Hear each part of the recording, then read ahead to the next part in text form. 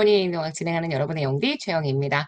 자, 23년 군무원 9급 5번부터 8번까지의 문제 풀어볼 건데요. 우리 어저께 문제 풀면서 되게 짜증냈었잖아요. 제가 짜증을 막 내니까 여러분도 아마 내지 않았을까 싶은데 군무원 문제는 독해 유형의 문제가 진짜 어렵고요. 오히려 법령을 중심으로 한 문제는 조금 더 나은 것 같습니다. 우리 오늘 풀어보는 네 문제는 조금 더 수월하게 볼 수 있는 내용들입니다. 자, 5번부터 한번 가보도록 할까요? 다양한 사회 문제 중에 정부가 이제 적극적으로 개입해서 해결을 하겠어라고 딱 선택을 했습니다. 채택한 문제, 채택한 문제. 이 채택, 지금 무슨 일 있었죠? 네. 순간적으로 아이패드가 쑥 했는데, 네. 넘길게요. 채택한 문제, 바로 정책 의제라고 표현합니다. 그래서 5번, 2번이 맞는 선지고요. 사실 이거는 의제의 의미만 정확하게 아시면 되죠. 사회 문제가 있습니다. 제가 사회 문제와 정책 문제는 같은 거라고 얘기했는데 이 사회 문제를 정부가 해결하겠다고 딱 픽하면 채택하면 우리가 그걸 정책의 의제라고 설명한다. 이렇게 얘기했던 거 기억하시죠? 요거 잘 정리해 주시면 될 것 같습니다. 자, 6번입니다. 다음 중 현재 우리나라에서 새로운 회계연도 개시 때까지 국회 예산 심의가 이루어지지 않았다라면 그때 적용할 수 있는 예산제도 아시겠지만 요거는 준예산입니다. 계속비 예산은 아예 상관이 없는 내용이고요. 물론 준예산에 계속비도 포함이 되죠. 준예산으로 집행할 수 있는 것 중에 계속비, 이미 진행하기로 국회의 의결을 받은 사업의 계속도 준예산의 항목에 해당하기는 합니다. 하지만 계속비 예산이라는 표현은 없고요. 아시겠지만 가예산이 우리나라 1공화국 시기에 썼던 거 1개월 단위로 임시예산 편성하는 거고요. 잠정예산이 미국에서 사용하는 거 수개월 단위로 임시예산 편성하는 건데 요 가예산과 잠정예산은 국회 의결이 필요하다. 요거 다 알고 계시죠? 자, 그래서 6번 현재 정답이 되는 건 너무 간단하게 1번입니다. 이런 문제만 나오면 좋겠어 라는 생각을 하실 것 같은데 그러면 변별이 안 됩니다. 그래서 좀 어려운 문제, 예쁘게 어려운 문제, 공부 잘했으면 잘 풀 수 있는 어려운 문제, 그런 문제가 많은 게 전 좋은 것 같아요. 자, 그 다음 문제 갈까요? 자, 7번입니다. 다음 중 추가 경정 예산에 대한 설명으로 가장 적절하지 않은 것이라고 얘기를 했는데 이 추가 경정 예산에 대한 내용 알고 계시면 여러분 크게 어려운 부분들은 아닙니다. 일단 추가 경정 예산은 예산이 일단 성립을 했어요.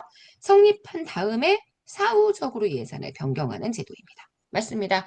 추가 경정은 일반에게도 할 수 있고 특별에게도 할 수 있고 기금도 할 수 있습니다. 일부 선생님들 중에 추가 경정 예산에서의 이 예산이란 단어 때문에 기금은 예산이 아니니까 기금은 예산 외 오프 버젯이잖아요. 그래서 기금은 예산이 아니니까 기금이 들어간 건 틀린 선지다. 이렇게 얘기하시는 분들이 있는데, 네, 일면 뭐 무슨 말인지는 알겠어요. 맞는 얘기도 있지만 여기서 문제의 의도는 추경을 할 수 있느냐, 성립된 이후에 변경을 할 수가 있느냐 이런 의미라고 생각해 주시면 될 것 같고요. 일반에게도 변경 가능, 특별에게도 변경 가능, 그리고 기금도 변경할 수 있다. 이렇게 정리해 주셔야 합니다. 그래서 2번 맞습니다. 3번 추가 경정 예산의 요건들 굉장히 여러 가지가 있죠. 대내 여건에 중대한 변화가 발생했거나 발생할 우려가 있을 때 편성할 수 있습니다. 조건 다들 외우고 있을 거고요. 4번입니다. 정부는 국회에서 추가 경정 예산안이 확정되기 전에 긴급한 상황이 발생을 했다 하더라도 미리 배정하거나 집행할 수 없습니다. 사전의결의 원칙에 부합해요. 그래서 추가 경정 예산도 반드시 의결을 받아야 쓸 수 있다. 이건 제가 수업 시간에 진짜 많이 얘기했던 거거든요. 그래서 2번이 조금 애매하게 느껴질 수 있죠. 기금은 예산에 안 들어가는, 아니, 기금은 예산이 아닌데 이렇게 생각할 수 있습니다. 근데 공무원은 그렇게 보시면 안 되고요. 끝까지 다 읽어보고 확실하게 틀린 거. 이걸 먼저 골라주셔야 합니다. 그래서 문제의 정답 되는 거 4번. 이렇게 정리해 주실 수 있어요. 자, 마지막 8번 문제입니다. 지방자치단체의 기능에 대한 얘기인데요. 지방자치의 기능, 행정적, 정치적인 기능과 가장 거리가 먼 것, 민주정치를 훈련시킬 수 있고요. 행정에 대한 국민에 대한 대응성을 제고할 수 있고요. 정책을 지역별로 실험해서 검증해 볼 수 있습니다. 하지만 지역 간의 행정의 통일성 확보는 말이 안 되는 게 지방자치를 하면 당연히 지역끼리의 편차가 발생할 수밖에 없고요. 그래서 행정의 통일성 확보는 굉장히 어렵다는 게 지방자치가 가지고 있는 가장 큰 한계입니다. 그래서 2번 X가 됩니다.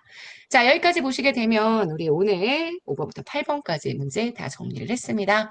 자, 여러분 이번 주가 이제 시험이 있는 주예요. 끝까지 긴장 놓치지 마시고요. 우리 열심히 한번 금요일까지 달려봅시다. 토요일날 정말 좋은 결과가 있을 수 있도록 힘 최선을 다해서 한번 내봐요. 자, 오늘 하루 정말 여러분 거고요. 내일 아침에 만나도록 하겠습니다. 여러분 안녕.